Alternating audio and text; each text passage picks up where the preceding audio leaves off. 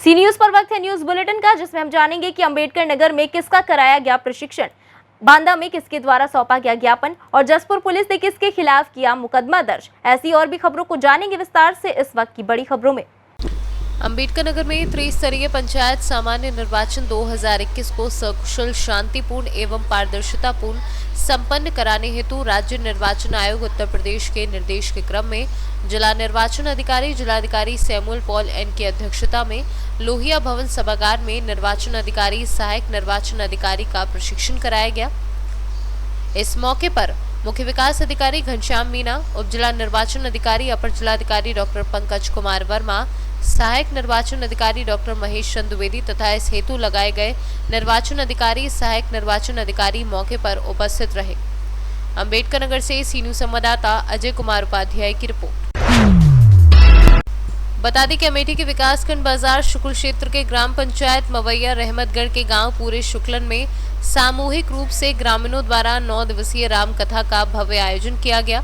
ये राम कथा परम श्रद्धेय निर्मेश महाराज द्वारा 27 मार्च से 6 अप्रैल तक चलेगी, जिसमें आज राम कथा के प्रथम दिन जलभरी कार्यक्रम में भक्तों सहित तमाम महिलाओं ने बढ़ चढ़ कर भाग लिया। अमेठी से सी न्यूज संवाददाता महेंद्र प्रताप सिंह के साथ शुभम शर्मा की रिपोर्ट। बांदा जनपद में अखिल भारतीय विद्यार्थी परिषद ने आज कचहरी परिसर में प्रदर्शन कर नगर मजिस्ट्रेट को अपनी मांगों को लेकर लिखित शिकायती पत्र सौंपा है। मेरा नाम है, विभाग संगठन मंत्री का दायित्व है। आज अखिल भारतीय विद्यार्थी परिषद बांदा द्वारा राजकीय इंटर कॉलेज के भवन निर्माण व छात्रावास निर्माण व सपना बालिका माध्यमिक विद्यालय के सड़क निर्माण को लेकर हम लोगों ने आज जिला प्रशासन को पुनः एक बार ज्ञापन दिया। इससे पहले 12/2/2021 को हम लोगों ने ज्ञापन दिया कि विद्यार्थी परिषद की यह मांग है कि जीआईसी का निर्माण जो शासन के द्वारा डिस्पैच बिल्डिंग कर दी गई है उसका निर्माण जल्द से जल्द शुरू किया जाए, जिससे आगामी सत्र में छात्रों के पठन पाठन में और जो वर्तमान की नई शिक्षा नीति आने वाली है उसको अच्छे से क्रियान्वयन हो सके। इस मांग को लेकर आज हम लोगों ने प्रदर्शन किया। अगर प्रशासन के द्वारा हम लोगों की मांगें नहीं मानी जाती हैं, जल्द से जल्द टेंडर कर और भवन निर्माण, छात्रावास निर्माण का कार्य प्रारंभ नहीं किया जाता है तो विद्यार्थी परिषद बड़े आंदोलन की ओर बात होगी, जिसकी जिम्मेदारी जिला प्रशासन। किसको ज्ञापन दिया? आज हम लोगों ने सिटी मजिस्ट्रेट को दिया, मुख्यमंत्री जी के नाम पर, जिलाधिकारी के नाम पर व डीआईएस के नाम पर हम लोग पहले अभी अवगत करा चुके हैं। क्या आश्वासन मिला है, उन्होंने कहा जल्द से जल्द टेंडरिंग कर हम लोग इस पर कार्य संज्ञान लेकर काम प्रारंभ करेंगे। यदि नहीं हो पाता अगला कदम तो विद्यार्थी परिषद बड़ा आंदोलन करेगी, बड़ा प्रदर्शन करेगी। बांदा से सी न्यूज संवाददाता नथु प्रसाद पटेल की रिपोर्ट। जसपुर जिले के पत्थर गांव थाना क्षेत्र में एक तरफा प्यार में पागल एक प्रेमी ने नाबालिग किशोरी व उसके परिजनों का जीना मुहाल कर दिया है। बार बार नाबालिग को फोन कर शादी करो नहीं तो भगा ले जाने की धमकी दे रहा है। नाबालिग के परिजनों ने जब अपनी बेटी को मोबाइल से दूर कर दिया तो सरफरे आशिक ने देर रात नाबालिग के घर अपने साथियों के साथ फिल्मी स्टाइल में पहुंचकर जमकर उत्पात मचाते हुए डंडा व पत्थरबाजी कर तोड़फोड़ मचाने का प्रयास किया। ये घटना उस वक्त हुई जब नाबालिग अपने परिजनों के साथ घर में सो रही थी। घर के बाहर मचे कोहराम से परिजनों के साथ साथ पड़ोसी भी जाग गए, जिसके बाद आशिक अपने दोस्तों के साथ गली में सभी को डंडा लहराकर धमकाते हुए वहां से चलते बने। फिल्मी अंदाज में घर में घुसकर डंडा व पत्थर से कोहराम मचने की इस खौफनाक वारदात से पूरे इलाके में सनसनी फैल गई। घटना के बाद से परिजनों में अपनी सुरक्षा को लेकर डर बना हुआ है। पत्थलगांव थाना प्रभारी जीवनलाल जांगड़े ने बताया कि इस मामले में परिजनों की शिकायत के बाद आरोपियों के खिलाफ मुकदमा दर्ज कर लिया गया है। द्वारा शिकायत थाने में दिया गया है। शिकायत पे उनके द्वारा जो भी उसमें लिखा गया है कि एक लड़का है जो उनकी पुत्री, नाबालिग पुत्री को पीछा करता है और छेड़छाड़ करने की कोशिश करता है, उनको शादी विवाह करूँगा ऐसा उनको मोबाइल के जरिए धमकी दिया जा रहा था कि कल दिनांक रात को 25 तारीख को कुछ लड़कों के साथ वो आकर के उनके घर में पत्थर वत्थर मारकर कोशिश किया है और जो सीसीटीवी कैमरे लगा है उसके तार को भी तोड़ दिया है। तो इस प्रकार से वो कुछ घटना को अंजाम देने के फिराक में था। आवेदक की शिकायत पे हमने एफआईआर दर्ज कर लिया है। आरोपी पता तलाश जारी है, जल्द ही गिरफ्तारी कर कार्रवाई करेंगे।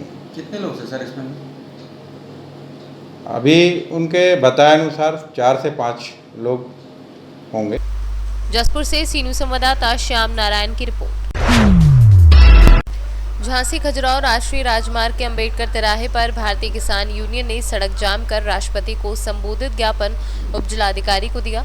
ज्ञापन में कृषि बिल वापस लेने एवं न्यूनतम समर्थन मूल्य लागू करने की मांग की गई। भारतीय किसान यूनियन के बैनर तले लगभग आधा सैकड़ा किसान नारेबाजी करते हुए अंबेडकर तिराहे पर पहुंचे एवं झांसी खजुराहो राष्ट्रीय राजमार्ग पर बैठकर धरना देने लगे, जहां उपजिलाधिकारी अंकुर श्रीवास्तव को राष्ट्रपति को संबोधित हस्ताक्षर युक्त ज्ञापन सौंपा। ज्ञापन में केंद्र सरकार द्वारा लागू तीनों किसानों बिलों को किसान विरोधी बताते हुए वापस लेने, न्यूनतम समर्थन बिल संसद में पास कराकर लागू करने एवं किसानों के लिए बिजली पानी फ्री करने की मांग की गई। सड़क जाम करने का क्या है? सड़क जाम करने का हमारा उद्देश्य है कि भारत सरकार, केंद्र सरकार जो काले कानून किसानों पर जबरदस्ती थोप रही है उनको वापस ले, और सरकार जो है किसानों को कह रही है कि ये असली किसान नहीं है, एक नकली किसान है। हम लोग चूँकि मऊरारीपुर ग्रामीण क्षेत्र में जनपद झांसी में ये जितने भी किसान हैं सभी असली किसान हैं और अपना काम छोड़ करके यहाँ आए हैं, और लगभग 15-20 दिन बाद यदि किसान विरोधी काले कानून वापस नहीं होते हैं तो ये सारा उत्तर प्रदेश का किसान जो है दिल्ली में जाएगा और सरकार को मजबूर कर देगा कानून वापस लेने के लिए। मऊरानीपुर से सीनू संवाददाता असलम मोमिन अंसारी की रिपोर्ट। क्राइसिस मैनेजमेंट की मीटिंग में लिए कुछ निर्णयों के खिलाफ कांग्रेस, भाजपा सहित हिंदू संगठनों ने विरोध के स्वर बुलंद किए हैं। वहीं सर्वधर्म संघ ने भी ऐसे निर्णयों के खिलाफ अपनी आवाज बुलंद कर दी है। सर्वधर्म संघ अध्यक्ष मंजूर बेग ने एक बयान जारी करते हुए कहा कि आगामी दिनों में सभी धर्मों के बड़े त्योहार आ रहे हैं, जिनसे सबकी अपनी अपनी आस्था जुड़ी है। व्यापार व्यवसाय की पहले से ही कमर टूटी है, वहीं चालानी कार्यवाही से आम जनता भी परेशान हो चुकी है। अब धार्मिक स्थलों को बंद किए जाने से लोगों में आक्रोश की भावना पनपने लगी है। प्रशासन ऐसे ही निर्णय लेता रहा तो जनता सड़कों पर उतर आएगी और विद्रोह की स्थिति निर्मित हो जाएगी। आप लोग ये जानते हो तो पिछले कुछ दिनों से कोरोना की जो लहर लौटी थी, इसका साथ चाहे छोटा व्यापारी हो, मध्यम वर्ग का व्यापारी हो या रोड फुटपाथ पे धंधा करने वाला व्यक्ति है, उसने हमेशा शासन और प्रशासन का साथ दिया है। आज जो भी मैनेजमेंट की मीटिंग हुई है, धार्मिक स्थान बंद नहीं होना चाहिए। धार्मिक स्थान बंद करने से पूजा पाठ बंद होगी, तो पूजा पाठ किसी भी धर्म की बंद होती है तो उससे नुकसान होता है। आज जो धार्मिक स्थान बंद किए, क्योंकि आने वाला त्यौहार है, होली का त्यौहार है, हम तो कह रहे हैं होली का त्यौहार है। होली का त्यौहार पे आप प्रतिबंध लगाओ, लेकिन एरिया में जो लोग होते हैं, जो गमी हो जाती है, उसमें लोग बैठने जाते हैं, तो ऐसी व्यवस्था की जाए कि होली ज़्यादा लोग नहीं मना। व्यक्तिगत किसी भी त्यौहार पे प्रतिबंध नहीं लगाना चाहिए। आज ये होली पे प्रतिबंध है, आने वाले त्यौहार में रमज़ान आ रहा है, शादी ब्याह का समय है, उसके बाद ये आज जनता जाएगी कहाँ?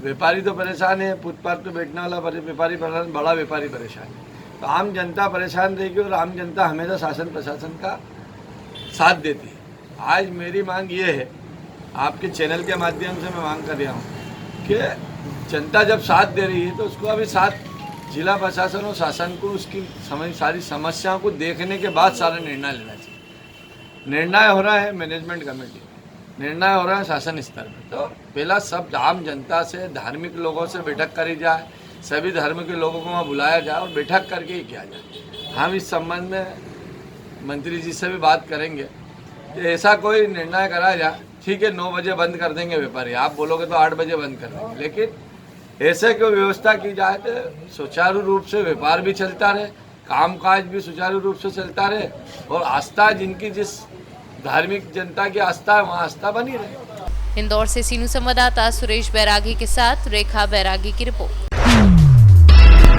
फिल्म अभिनेता सुशांत सिंह राजपूत को ड्रग पहुंचाने वाले कोकेन किंग हेमंत शाह के इंदौर स्थित आवास पर एनसीबी की टीम पहुंची, जिसने करीब 2 घंटे तक हेमंत शाह के घर सबूत के लिए सर्चिंग की और हेमंत शाह की मां और बहन से भी पूछताछ की।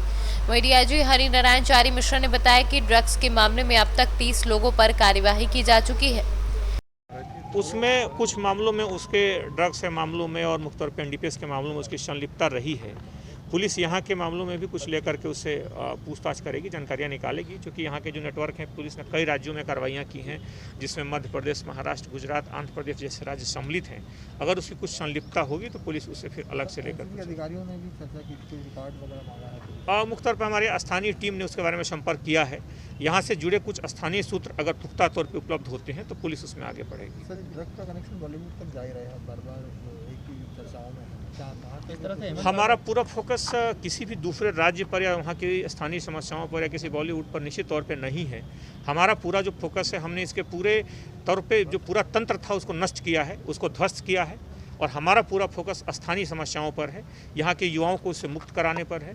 और हम लोगों ने उसके लिए लगातार प्रयास भी किए हैं। यहाँ पे लगभग 30 के आसपास इसमें ड्रग के माफिया पकड़े जा चुके हैं, और वहाँ की स्थानीय पुलिस को सूचनाओं से जरूर अवगत कराया गया है ताकि उसको वो गंभीरता से लेकर के उसे उबरने में प्रयास कर सके। अगर उसमें संलिप्तता मिलेगी तो पुलिस उसमें लाएगी। इंदौर से सीनू संवाददाता सुरेश बैरागी के साथ रेखा बैरागी की रिपोर्ट। इंदौर के एक संस्कृति पार्क पालदा में रहने वाली एक इंजीनियर की छात्रा की गुरुवार दोपहर संदिग्ध हालात में मौत हो गई। उसकी बहन नहाकर निकली तो छात्रा खून से लथपथ मिली। उसका गला फर्नीचर रिपेयर करने वाले कटरा से कटा था। बहन ने तुरंत पिता को बुलवाया, वे अस्पताल ले गए, लेकिन उसकी मौत हो गई। बहन का कहना है कि वह कुछ कहना चाह रही थी लेकिन बोल नहीं पाई। पुलिस मामले को आत्महत्या मान रही है। भंवरकुआ थाने के SI RP मालवी के अनुसार मृतक का नाम डॉली जायसवाल 24 वर्षीय था। मृतिका डाली, पिता ओम प्रकाश जायसवाल, उम्र 24 साल, निवासी शांति फार्म, ग्राम पालदा तेयाई चौक इंदौर। आज करीबन 1 बजे दिन में उसने अपने घर पे, बता रहे हैं कि स्वयं ने घर पे फर्नीचर का काम चल रहा था तो स्वयं ने कटर मशीन से गले में मार लिया। उसने बता रहे उसकी मानसिक स्थिति ठीक नहीं थी, साल भर से उसका इलाज चल रहा था। घर में दोनों बहनें और उसके पिताजी थे। पिताजी ऐसी का काम करते जो मूसाखेड़ी गए होते घटना के साइन। दोनों बहनें घर पे थी तथा काम करने वाला मजदूर, फर्नीचर का काम करने वाला भी घर पे ही था। पढ़ाई में क्या करती थी? पढ़ाई में उसने बता रहे सिविल इंजीनियरिंग का डिप्लोमा लिया हुआ था, और अभी कोरोना काल की वजह से साल भर से घर पे ही थी वो। इसी प्रकार कोई सुसाइड नोट या ऐसा कुछ मिला हो? नहीं, ऐसा अभी कुछ मिला नहीं है। परिवार के लोगों क्या कहते हैं? परिवार का कहना है कि ये साल भर से डिप्रेशन में थी। आपका पूरा नाम बताइए। SI राम प्रसाद मालवी, थाना भंवरकुआ, इंदौर। इंदौर से सीनू संवाददाता सुरेश बैरागी के साथ रेखा बैरागी की रिपोर्ट। महाराजगंज स्कूल एसोसिएशन के बैनर तले जनपद के विभिन्न स्कूलों के प्रबंधक और छात्र छात्राओं द्वारा जिलाधिकारी को मुख्यमंत्री के लिए मांग पत्र सौंपा, जिनमें प्रबंधक और छात्र छात्राओं द्वारा मुख्यमंत्री से मांग की गई है कि 1 अप्रैल के बाद से विद्यालय को सुचारू रूप से संचालित करने के लिए दिशा निर्देश दें। प्राइवेट स्कूलों की दशा पिछले साल से ही ठीक नहीं है। कोरोना महामारी के इस काल में बहुत से स्कूल और संस्था से जुड़े लोग भुखमरी के कगार पर आ गए हैं। पिछले वर्ष को स्कूल संचालकों ने ऊपर वाले की नियति मानकर संतोष कर लिया, किंतु यदि इस वर्ष ये स्थिति बनी रही तो आप ये जान लें कि निश्चित तौर पर आत्महत्या के अलावा दूसरा कोई विकल्प शेष नहीं रह जाएगा। शिक्षा ही ऐसी विद्या है जिससे हम अपने आने वाले भविष्य को सुरक्षित कर सकते हैं, किंतु पिछले साल से अब तक बच्चे इससे वंचित हो रहे हैं। बच्चे पढ़ाई से दूर हो रहे हैं और उनकी शिक्षा को क्षति पहुंच रही है। जिन बच्चों के हाथ में उनके भविष्य की डोर है, उन बच्चों की शिक्षा ही नहीं हो पा रही है। फिर से बोलिएगा। Cosmopolitan school Maharajganj. किस विद्यालय से आई हैं बेटा?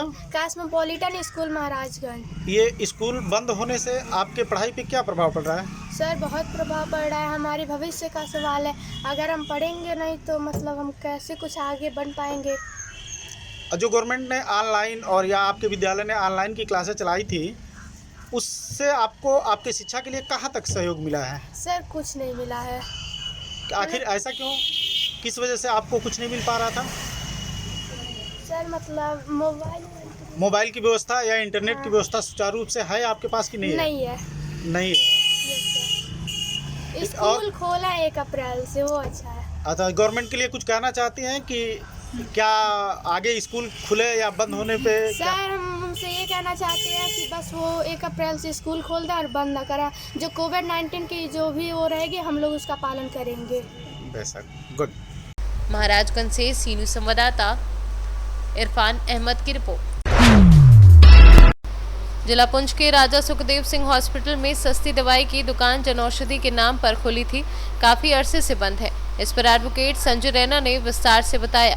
उनके नोटिस में एक चीज़ लाना चाहता हूँ कि आदरणीय प्राइम मिनिस्टर श्री नरेंद्र मोदी जी ने जन धन औषधि योजना पूरे भारतवर्ष के लिए लागू की है, जिसकी कड़ी में जिसके तहत ज़िला पुंछ में भी एक डिस्ट्रिक्ट हॉस्पिटल में यहाँ पर एक शॉप जो वो खोली गई थी। इस दुकान के खोलने का औषधि योजना का यही मतलब था कि गरीब लोगों को, पसमानदा लोगों को जो दवाइयाँ हैं वो सस्ते दामों में जो है मैसर की जाए।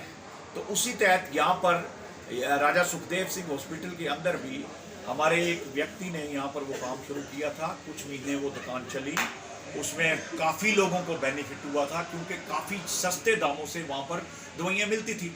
लेकिन उसके बाद कुछ ऐसा हुआ कि यहाँ जो एडजाइनिंग शॉपकीपर्स हैं, मेडिसिन बेचने वाले जो लोग हैं, और अस्पताल की जो इंटरनल एडमिनिस्ट्रेशन है, उनकी आपस में कुछ मिली भगत से और एडमिनिस्ट्रेशन को कोई ऐसा ब्रीफ किया गया जिसके कारण जो है वो दुकान बंद की गई है। मैं माननीय डीसी साहब से इल्तिजा करूंगा आपके चैनल के वसावत से, डीसी साहब यहाँ पसमानदा इलाका है, दवाइयों की हमेशा किल्लत रहती है। अगर सस्ते दामों पर यहाँ पर दवाइयाँ मिल रही थी तो वो दुकान खोलिए। हालांकि ऑनरेबल हाई कोर्ट ने उस केस में स्टेटस को मेंटेन करने के लिए दिया था, लेकिन जिला एडमिनिस्ट्रेशन का कोई ऐसा। पुंछ से सी न्यूज़ संवाददाता राजेश खजुरिया के साथ राकेश शर्मा की रिपोर्ट। इस बुलेटिन में फिलहाल इतना ही। देश दुनिया की बाकी खबरों के लिए देखते रहिए सी न्यूज़ भारत।